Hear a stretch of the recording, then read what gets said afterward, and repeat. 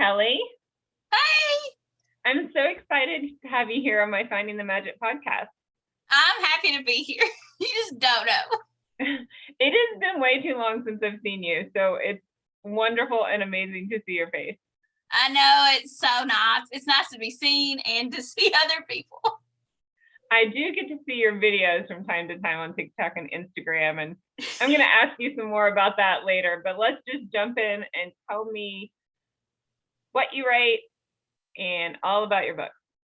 Well, I write paranormal horror, gothic horror, pretty much anything scary without being gory. And I write that under my name, Kelly Martin. I've wrote about 40-ish books under that. And then I write romance, sweet romance under Marty K. And I don't have as many books out with that, but I'm looking to put more out next year. Fun. I haven't picked up one of your romances yet, so I am looking to do that in the very near future. I love how different it is. It's a nice balance. Right. I get that way too because I don't write horror because I can't even watch a horror movie. So I apologize for that in advance. But yeah, because I write romance as well as dystopian and fantasy. And after my dystopian book, all I want to write is a romance. Like somebody fall in love and be happy for the rest of their lives, please. Yeah, that's me. I'll be writing one of my romance books and then I'm like, I need a ghost somewhere. So I have to go back and write some paranormal in there. Not in those books, but some paranormal in my regular books. So you have that dark side of you that needs to come out then, right? Apparently. I don't know it's there, but other people talk about it, so. I cannot believe you've written 40 books. That is just amazing to me. Yeah, I need to count again, but I know it's over 40. And some of them aren't still in print. You know how that goes, because it's been over 10 years. Right. So, but yeah, 40, probably closer to 50, but I need to count. And do you tend to write standalones or series? It depends. Lately, it's been more standalones, but I have a lot of series. I have, I did way back in the day when I first started writing. I don't know if you got this advice, but when I first started, they told us to write in different genres to get different readers. So that's what I did. I started off writing, young adult Christian books. I went from writing young adult Christian to horror. Written everything mostly. But yeah, so they were like, you need to dip your toe in all the genres. I was like, okay. So I decided I was going to write a Regency. I cannot write Regency. But it ended up being a series. That was one of my first series. It was called, it's not even out anymore. I don't know why I'm talking about it, but I loved it. One of my scariest scenes. It's not even a scary book. It's called The Beast of Ravenson. It's not even published anymore. It was through a different publishing company. And that scene scares the daylights out of me. And it's not even a scary book. Oh my gosh. But yeah, I have in the horror paranormal, I have the Heartless series, which is an angels, demons, abomination, world ending thing. And then that's 5 books. Yeah, 5 books. 4 books in a novella. And then I have the Dark and Deadly Things series, which is about a girl who can see ghosts. And she's mad at her daddy because he is a ghost hunter on TV and he fakes the evidence. And she knows it because she can see the ghosts. And he's doing this live show on Halloween. And something comes in and kills this whole family, and they blame the daddy because he's the one that survives. And this, their teenage, he's a 20-year-old son, and her and the son go out on this 5-book adventure to try to find the thing that killed his family. So that's fun. That's the fun part of that is I'm a teacher. So during the school year, I'm so busy that and I'm not much of a plotter. which I need to be, especially in that series. So one of the perks of writing paranormal is the third book of that series I had to get out, like, and I was running up against a deadline. I mean, it's self-published. I made my own deadline, but I made it, so I was going to hit it. And there was the house, and I could not remember what the house looked like. So I made the house be a house that shifted and changed the way it looked intentionally, so I wouldn't have to remember what the house looked like. Couldn't you go back and read your own book? That's No! what I do. You don't have time. Oh my gosh. I couldn't like remember every little thing that had been described in the book, and I was like, what am I gonna do? What am I gonna do? And I was like, idiot, you write paranormal. So I made the house move, and it ended up being the coolest plot twist. And I loved it. But people think it was intentional. It was not intentional. It was, I needed to get this book out. And I ended up loving it. And I have a middle grade series that didn't mean to be a middle grade series. The book that came out in March of this year was called Fake Nora. And it's about a 12-year-old who gets pulled into a mirror and her reflection takes her place. And inside the mirror, she meets a boy named Jesse. And the people that read the book, from kids to their parents, wanted to know, well, what happened to Jesse? Because he'd been in the mirror since the 40s. And they wanted to know what happened to Jesse. So my publisher decided, hey, can you write another one? Like, okay. So that's what I'm working on right now. And it's called The Bad Ones. And it's coming out next March. That was a very long answer. That Fake Nora sounds definitely more my speed, because I love Fake Nora. I would be having nightmares. I did read Heartless, and I really liked that book, but it was really freaky scary to me.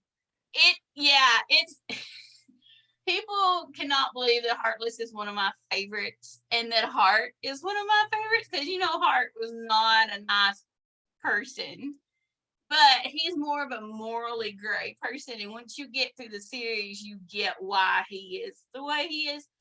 That was probably the biggest character arc I've ever written, and I loved it. Like, I still miss those books, which is, it's a strain. And I know you have mostly romance, so I'm not gonna tell the first line of that book, but it's creepy and it's weird, and it's just weird and weird.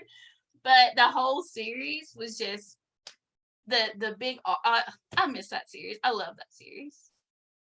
I fell in love with my series too, and actually, like, half of my books are fantasy. I'm about half and half on fantasy and romance, so I walk the line there. But yeah, I miss my characters so much that I have to pull them into other series. That's how I continue them, because I wrote the Kingdom Journals, which is witches and vampires, and then I started this fairy thing, and she crosses into the last book of that series, and then I didn't think I was going to write about fairies, but then I had to write a whole novel for her. So don't you love it when they take over? I did a very bad thing, and at the very last book, it's Reckless, I gave them a happy ending, and it finished.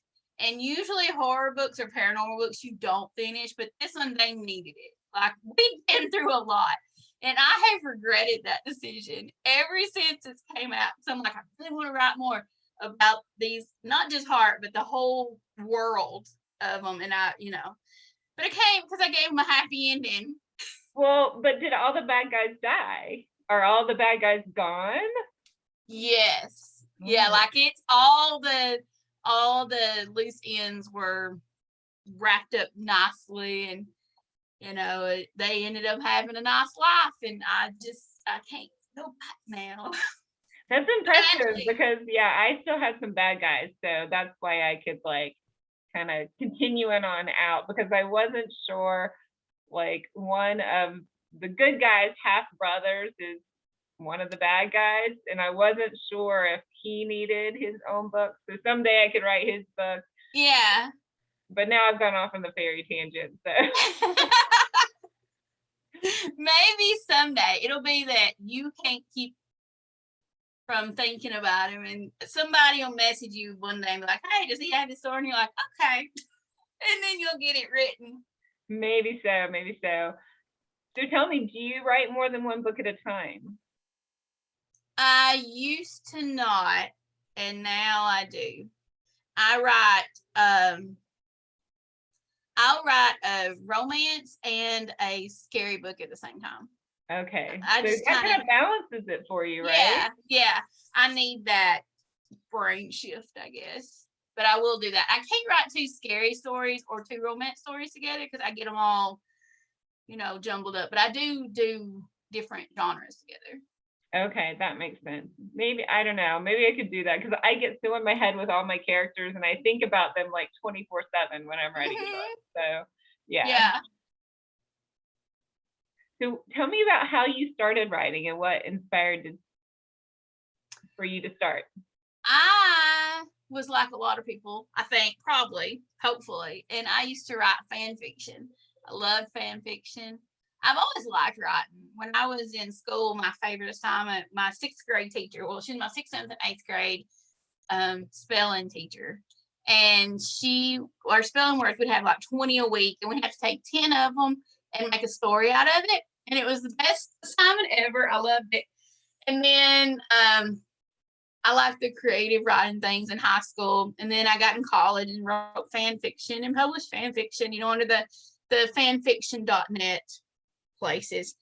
And then I decided that I had my girls and I wanted to see if I could do it. That had been Twilight has just now come on Netflix. So I had three girls. Stephanie Myers had three girls. And I was like, I were three kids. She's got three boys. And I was like, if she can do it, I can do it. So I was like, okay. So that's when I sat down and I got my first laptop in August of 2011. And I sat in the living room, watched the girls. They would be dancing and playing and whatever. And I would be sitting there writing. And I just wanted to see if I could do it. I wanted to make a living on it. I wanted to be a stay-at-home mama. That didn't work out. But not because really of the money part of it, which, some years you can make enough to make it full time. And some years you barely make enough to make a car payment. It's because it's not consistent, I guess. My husband was like, because, teacher pay is very consistent. You know what you're getting there. So now my girls are older. They're 16, 14, and 11. So, probably won't be quitting the day job anytime soon. But I still love the writing. I still love, well, especially last year with nobody got to go anywhere. So if I can disappear in a story for just a little bit of time, I always think of it as like, when I sit down to write, it reminds me of jumping off of like a diving board or a cliff and going underwater. And you just, how everything, when you're under the water and everything's muffled and everything around you just kind of muffled. And then when you get finished writing and your head comes through the water and you're like, oh, okay, I'm back in reality. That sounds so strange. But that's how it is with writing. It's a good way to escape the world. It depends on it. Doesn't matter where you're going, just a good way to escape. And that's what I like about it. I used to say I liked the control because you can control your characters, but you can't control your characters. That didn't work out very well. Yeah, mine have a little mind of their own most of the time too. Yeah, they like to take over. Yeah, I definitely had a bad guy who was like, I had it in my mind. He was not going to be the good guy. He was going to be on the bad team. Man, he ended up being the good guy and got his own book. I'm like, how did you That's Heartless. Yeah. That's the entire Heartless series. I was so proud when I wrote Heartless because Hart was a bad guy. I mean, he had a backstory. He had a dark backstory, but he was a bad guy. And then, I mean, I liked him because, villains, but I kept getting messages after it came out. They were like, Hart had it on fan club or fangirls, and I was like, wait. And then I went back and reread it. I was like, okay, I can see why. And then it started like the first book, The Heartless, is not very much a romance at all. And then like Soulless, you get to more of Hart's, intentions and why he is like he is. And he just kind of took over, and it did not start that way at all. Lucian was supposed to be like the big hero, love interest, angel dude of the series, and then Hart took over, and Hart got fans, and there you go. Wow. Yeah, I read the first one. I think I'm gonna have to read all the rest of them now. So that's. Oh yeah, it changes. It definitely, the tone kind of shifts, and Hart starts trying to protect her. And once he learns what really happened, like he's been a pawn in this big chess game that he had no idea. And once he figures that out, it's not good. He's more of an anti-hero, I believe. That sounds really cool. Well, one thing I was thinking when you were talking about your Dark and Deadly series, I know you're a huge Supernatural fan, and that sort of reminded me of that Supernatural plot line. Were you inspired by that? Heartless was probably inspired more by it. Okay. Dark and Deadly Things, some of the creatures came from watching Supernatural.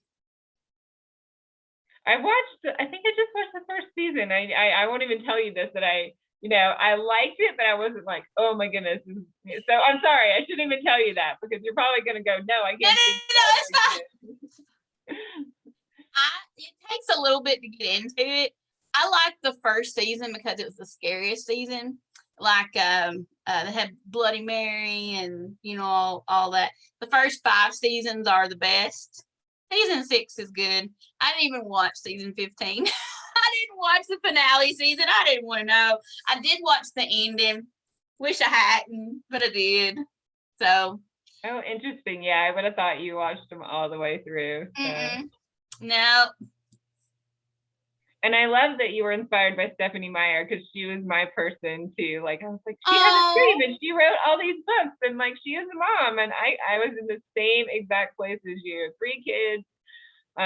Yeah, and I started writing at night after my kids would go to bed as just a way to entertain myself instead of watching TV. And it took me 8 years to write my first 2 books, and then after that, it was like, "Ooh, I'm hooked. I love this." I think she inspired a lot of people, because until then, I didn't know of any, I'm sure there was lady authors that had kids, but it wasn't as publicly, I don't know, promoted. Like, that was one of the big deals about Twilight. She was a mama. She had small kids. She had, she wrote the series, and series, did little good things for her.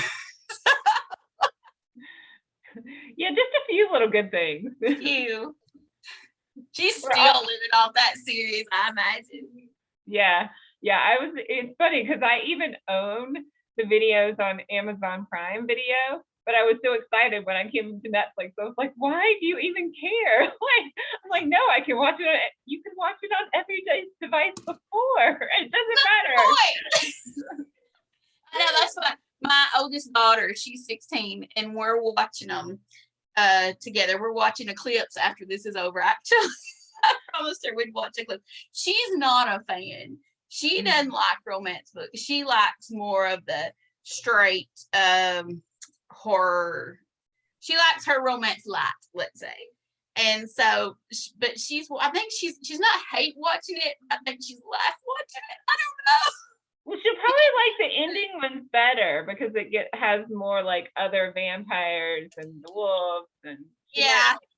She can't believe that me and her daddy went to see all of them in the theaters. Oh yeah, my husband did not do that with me. Oh, really? He watched, I think, the first one on video one time, and then he was like, never again. No, we went every time. I remember 2012 when the last one came out, sitting in the theater, because I'd read the book. He didn't know what was going on. Sitting next to him, the big battle scene at the end? He got so mad. He's like, I can't believe it. I was like, Well, I went with my girlfriends. I was definitely there, but yeah. just not with my husband. Yeah. No, I didn't have to drag him. He went of his own accord. Oh, very cool.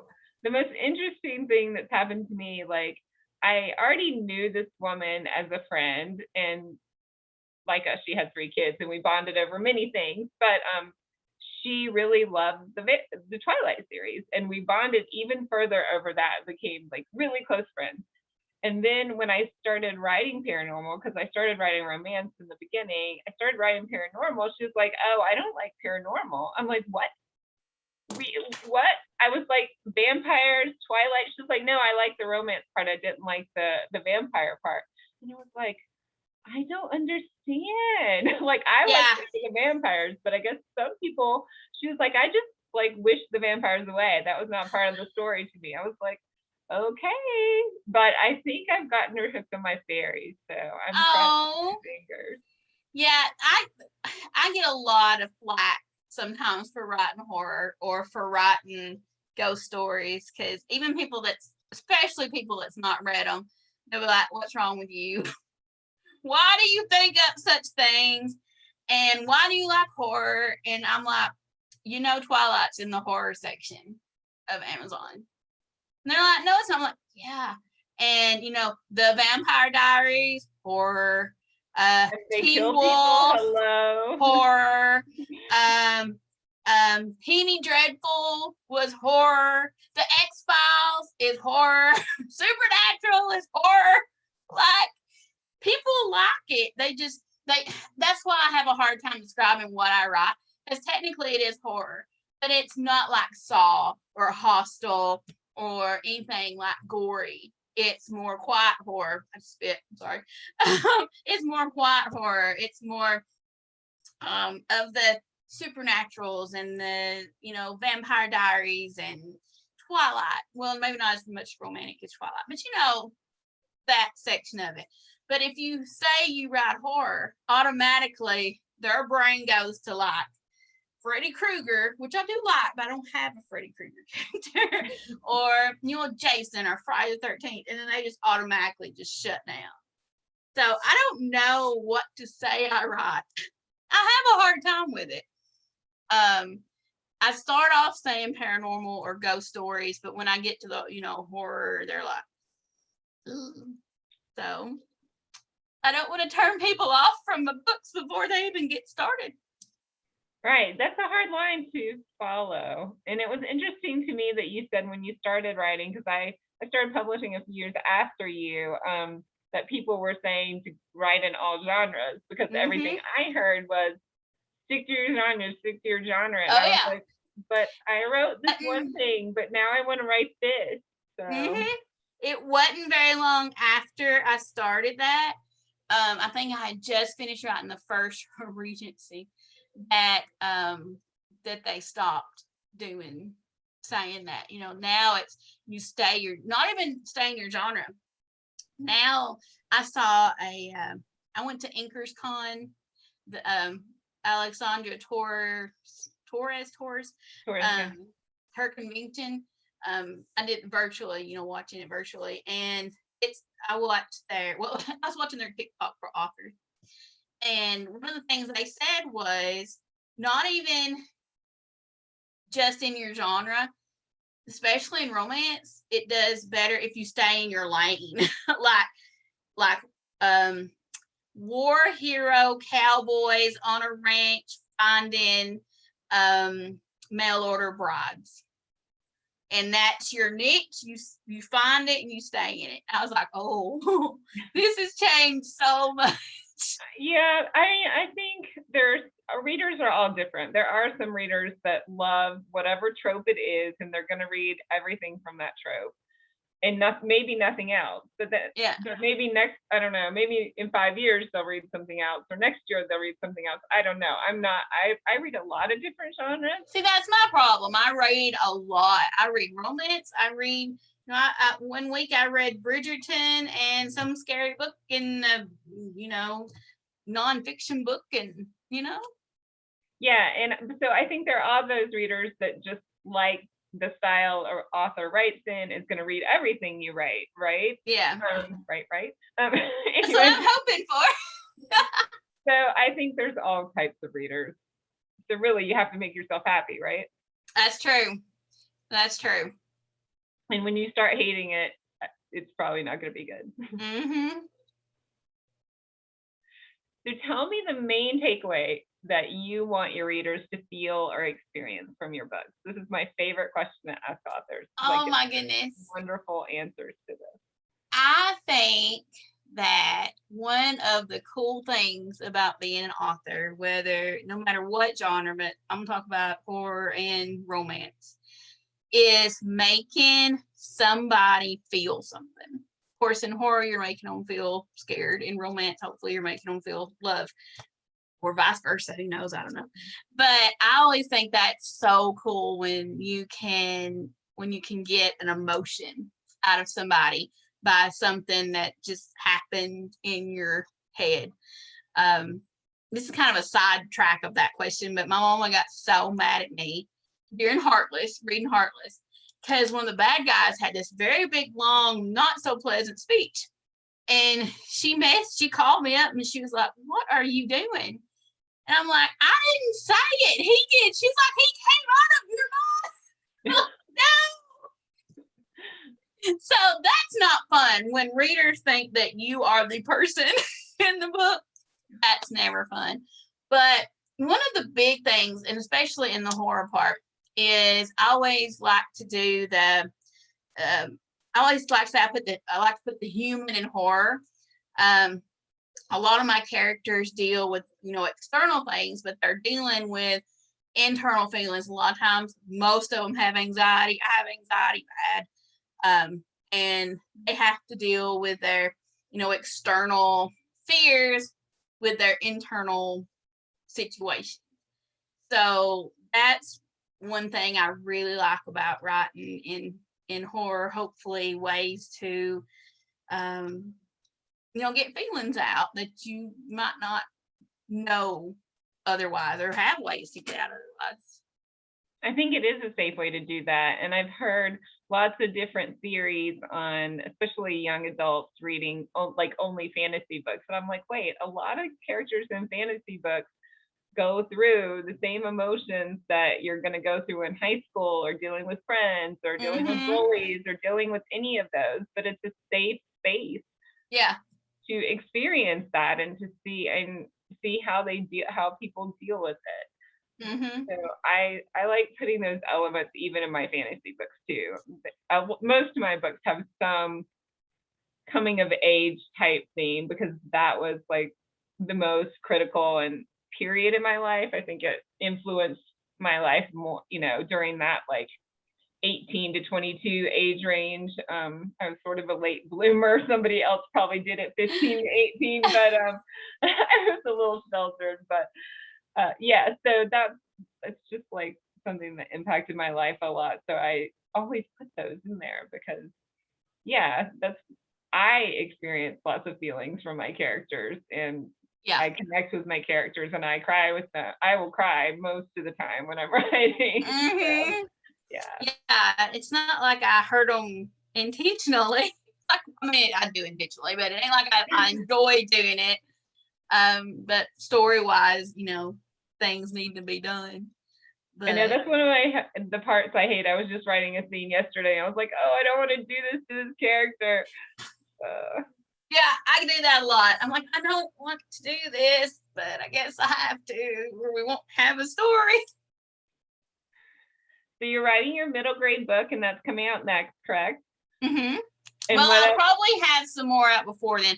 I'm hoping to get one out before Halloween. That's my goal. I have to get it written. But the next one that I know for sure that's coming out is the middle grade. And you said that was through Monster Ivy Publishing? Is that right? Yeah. Fun. Very fun. Okay, Kelly, this is great to talk with you. Tell us where we can find you and your books. You can find me on my website at kellymartinbooks.com, or all my books are on Amazon. Some of them are in other places. If they're with a publisher, I'm a hybrid author, so some of them are through publishers, some of them are self-published. All my self-published books are on Amazon and Kindle Unlimited. If you're interested in like Trinity Row or Fake Nora or What Rachel Did, or that might be the only ones, not sure. Those are wide. So very cool. And tell me your romance author name again. Oh, Marty K. Marty MartieKay. And those are all on Amazon. And those are sweet romances, right? Yes. Mm-hmm. Fun, sweet, short romances, like a beach read. Yes. Mm-hmm. Perfect for summer. Well, thank you so much, Kelly. I thoroughly enjoyed talking to you about your books, and I can't wait. I'm gonna see you next year in June at Utopia Con. So we'll be sharing a table. We're having lots of fun there. I'm excited. I'm so happy. I'll see you later. Bye.